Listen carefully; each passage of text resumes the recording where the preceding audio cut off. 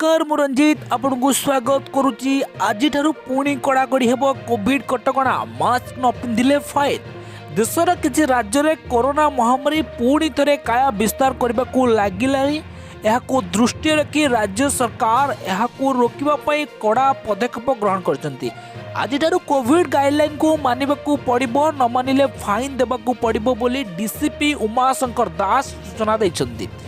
Smart city Bhubaneswar corona कटकणा नहीं action mode को फेरी commissionerate police गली कंदी सामाजिक दूरत्व को बजाय रखापी सोशल डिस्टेंस एनफोर्समेंट स्क्वाड कार्य कर स्क्वाड गली कंदी बुलवा सह लोक सचेतन कराइब नियम खिलाफकारी उपयुक्त कार्यानुष्ठान ग्रहण कर आवश्यक स्थले उल्लंघनकारी जेल जीवार संभावना रही।